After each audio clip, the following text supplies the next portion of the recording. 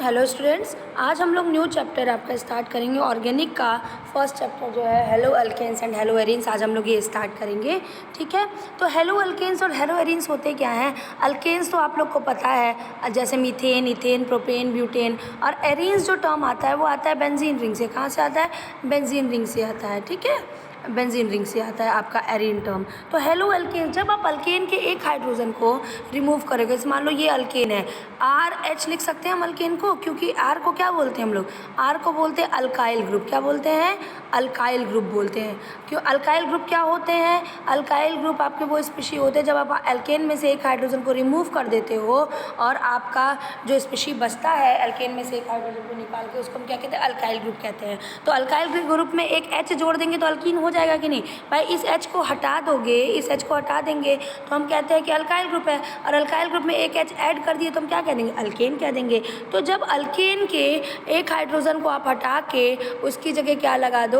Halogen group लगा दो। उसकी जगह क्या लगा दो? Halogen group. -H हटा दीजिए, H माइनस हटा दीजिए और आप X माइनस को क्या कर दीजिए? ऐड कर दीजिए। तो आप क्या करिए? H माइनस को हटा के जब हम उसकी जगह क्या लगा दें?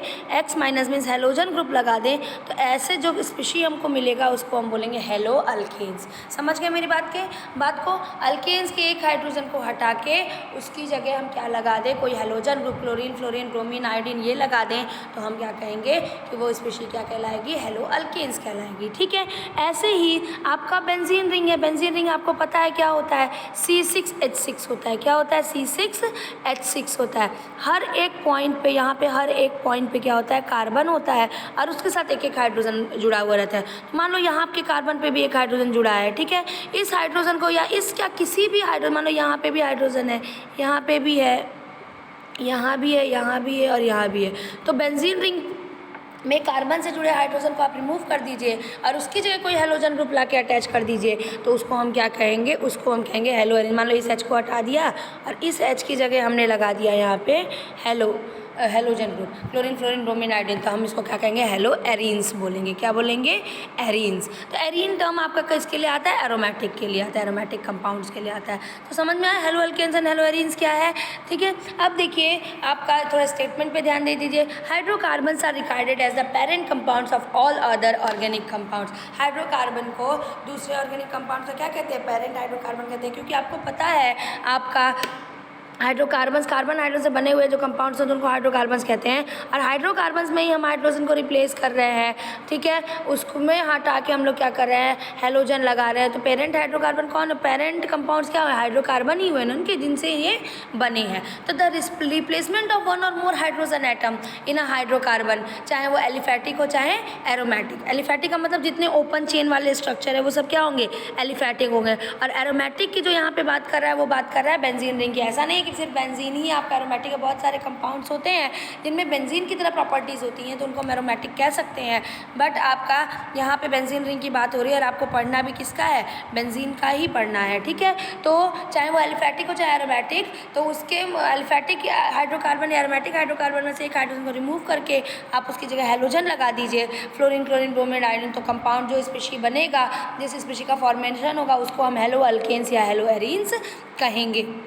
ठीक है, हेलो अल्केन्स में जो हेलोजन एटम होता है, जो जुड़ा हुआ हेलोजन एटम होता है वो sp3 हाइब्रिडाइज्ड होता है। sp3 हाइब्रिडाइजेशन फर्स्ट ईयर में आप लोगों ने पढ़ा है। ठीक है, तो जो हेलो अल्केन्स में जो कार्बन जो हेलोजन एटम होता है, ये मान लो प्रोपेन है।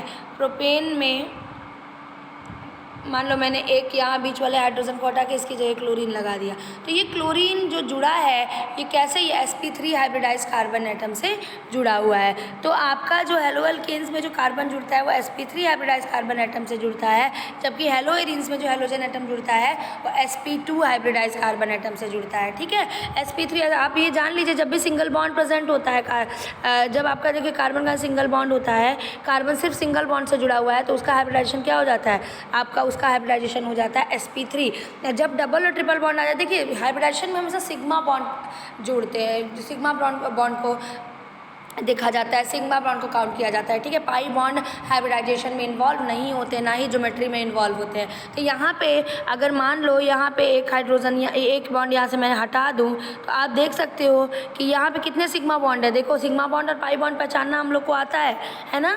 आपका जब सिंगल बॉन्ड प्रेजेंट है तो सिर्फ सिग्मा होगा, जब दो डबल बॉन्ड होगा तो एक सिग्मा एक पाई, जब ट्रिपल होगा तो एक सिग्मा दो पाई। तो आप देख सकते हो कि ये जो कार्बन है, ये वाला जो कार्बन है वो देखो 4 सिंगल बॉन्ड से जुड़ा हुआ है। तो यहाँ पे देखो 1 2 3 4 4 सिग्मा बॉन्ड है, तो आपका क्या होगा हाइब्रिडाइजेशन, इसका हो गया sp3।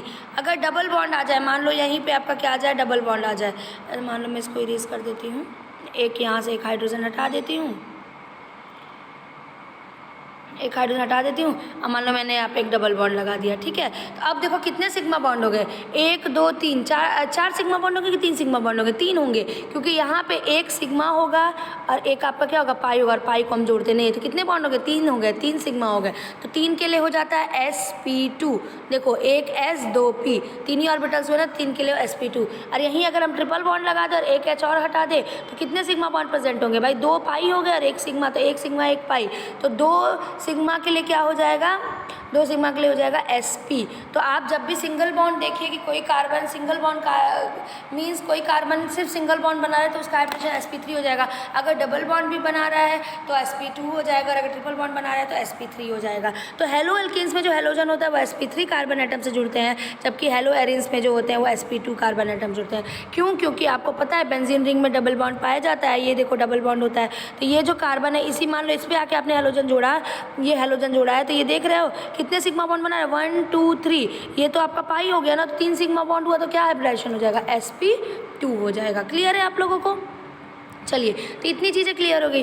अब हम लोग आज देखेंगे methods of preparation of halo alkenes. Halo alkenes को हम कैसे प्रिपेयर करा सकते हैं, ठीक है। तो पहला जो मेथड है वो है फ्रॉम अल्केन्स।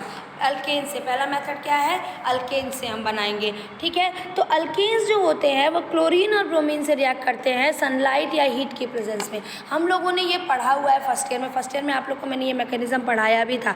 तो जो अल्केन्स होते हैं वो क्लोरीन और ब्रोमीन के साथ सनलाइट के प्रेजेंस में क्या करते हैं, रिएक्ट करते हैं, और उससे क्या बनाते हैं, वहाँ पे क्या बनाते हैं, हेलो अल्केन्स का फॉर्मेशन करते हैं। तो हम लोगों को जो पढ़ना है वो इसमें पढ़ना है मीथेन का।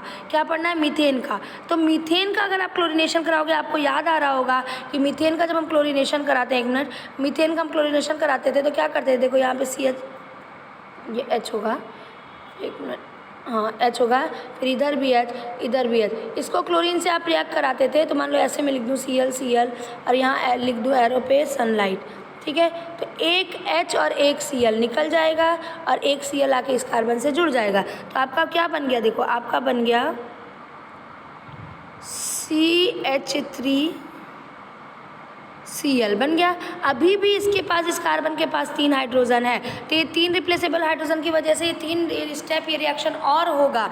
फिर आप Cl2 से रिएक्ट कराओगे तो आपका फिर एक H और एक Cl निकल जाएगा और इसकी जगह एक Cl आके जुड़ जाएगा। मेरी बातें समझ रहे हो, जो समझ रहे हो? तो ये रिएक्शन तब तक चलता रहेगा जब तक कि आपका चारों हाइड्रोजन रिप्लेस नहीं हो जाएंगे। क्लियर है?